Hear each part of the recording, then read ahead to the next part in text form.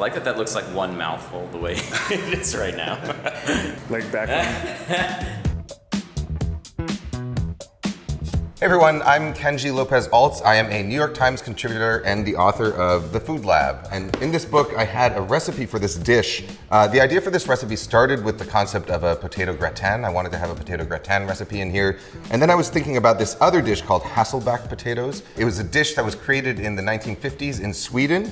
The idea is that you take a whole potato, you slice it not quite all the way through, but you cut it into a lot of thin slices that are all connected on the bottom. You put butter on it and you roast it. And so you end up with this kind of half-baked potato, half-potato chip hybrid thing. So the idea was, how do I combine that dish with a potato gratin? And so what we do is we slice our potatoes and put them on their side. And so you end up with a dish that's creamy and buttery and cheesy and really satisfying in the way that potato gratin is, but with this kind of array of potato chip-like crispiness on the top. It's really good. It's great for the holidays. Is it great any time of year? It's not great in the middle of the summer, but it's really good for the holidays or whenever it's cold outside, or whenever you feel like doing a little bit of work and putting some time into your potatoes.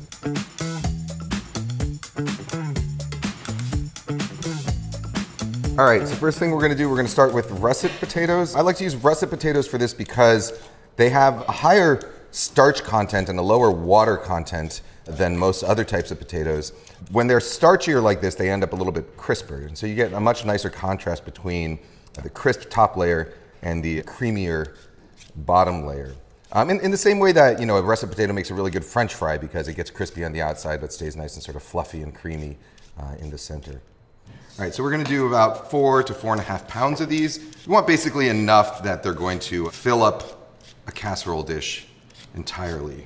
Once you've got your potatoes done, now we're gonna slice them. So we wanna go about 1/8 of an inch thick. That looks about right. These mandolins are sharp and they come with a little plastic guard, which always gets lost. But you can also get like Kevlar gloves or you can get someone else to do this bit, like a little small child. Joke. It was a joke. Once you get your potatoes sliced, you put together this cream mixture. So it's gonna be heavy cream as well as a mixture of Parmesan and Gruyere. So we're gonna actually keep some of this grated Gruyere and Parmesan off to the side, about 1/3 of it off to the side, because we're gonna add that to the top in the end. But the rest we're gonna put right in here. We've got some fresh thyme, minced garlic, and then some freshly ground pepper and salt. Whenever you're making a potato dish, potatoes really love salt, so you wanna make sure you season it pretty heavily. A little more than you think you should. We're gonna mix it all up. And this is a thing where it is best to get in there with your hands. All right, so we'll get all our potatoes in this bowl.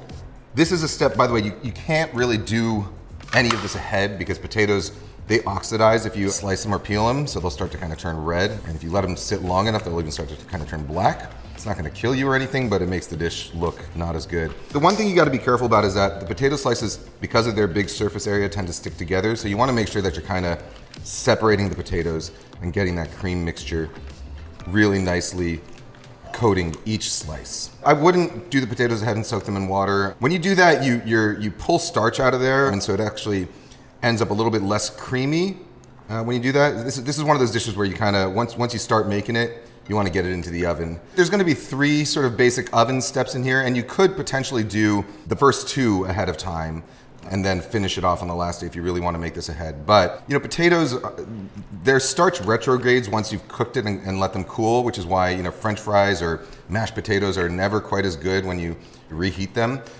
All right, I'm not going to bother washing my hands because I'm going to take some butter and rub it into this casserole dish. You want to get it to go kind of all the way up the edges because as this gratin cooks, the cream starts to kind of bubble up and it'll leave a layer of kind of caramelized cream and cheese all around the edges, which is really nice to kind of pick off and eat before you serve it to your guests. And since I got this extra butter, I'm just gonna plop it in here. Now at this stage, we're gonna start assembling our casserole.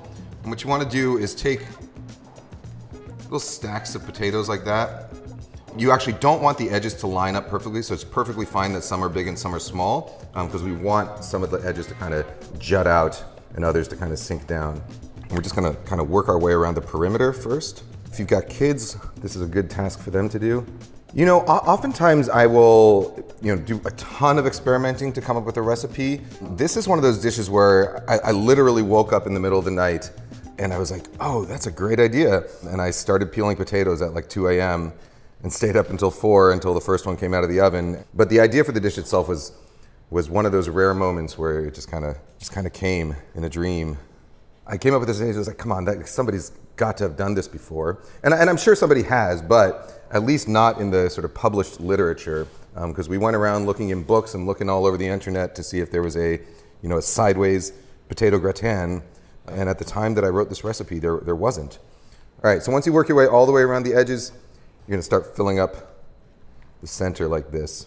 You might find that 4 or 4.5 pounds is not quite enough to fit into a dish. This turned out pretty perfectly. So if you do find that you don't have quite enough potatoes left over, you can always just slice an extra one, get it mixed in here and mix it in. If you have too much potatoes, you can also get like a little ramekin or something and make a little side casserole for yourself. I should have done this at the beginning, but I'm gonna just taste my cream mixture for seasoning. Yeah, so it should be nice and salty at this point, because you need to put enough salt into the cream that it seasons all the potatoes and the cream mixture. All right, we're gonna cover it with foil, and then we're gonna put it straight into a 400-degree oven for about 30 minutes. So all we're gonna do now is take that foil off, pop it back in, and it's gonna go for another 30 minutes uncovered like that. All right, ooh, it's looking like the inside of an angry volcano here. We're gonna add some cheese. There's some chefs or cookbook authors I've read who insist that a potato gratin does not need cheese. I think they're correct, but it doesn't need cheese in the way that a bath doesn't need bubbles. It'll function, but better with it. And because this looks like it might overflow the edges a little bit, and I don't want to completely mess up my oven or the New York Times oven, I'm going to stick a tray on the bottom. It's going to go for one final half hour where it's going to crisp up. Things are looking good in here. The cream has broken, meaning that it has evaporated enough that the butter fat of it is starting to separate from the liquid elements, which means that the potatoes have absorbed some of that milk whey. They've absorbed some of the butter fat, so they're going to be nice and creamy in the bottom. Let me give it a little poke to make sure that we're tender all the way through. Oh yeah. This is going to be insanely hot at this point, so I'm going to let it rest for about 10-15 minutes or so. And in that time, what's going to happen is some of that butter that we see bubbling at the surface will all kind of sink back down and absorb into the potatoes. All right, so this is the finished dish. You can see the bottoms of these potatoes are really nice and creamy. And the tops, you get these almost little like kind of potato chip like crunchy bits. So when you eat it all together, it's just this like wild mix of textures and flavors that all come from really simple ingredients. A hint of garlic, a hint of thyme. It's so good it doesn't even need gravy. You can find this recipe, all of my other recipes, and all of the other great recipes from other contributors on NewYorkTimesCooking.com.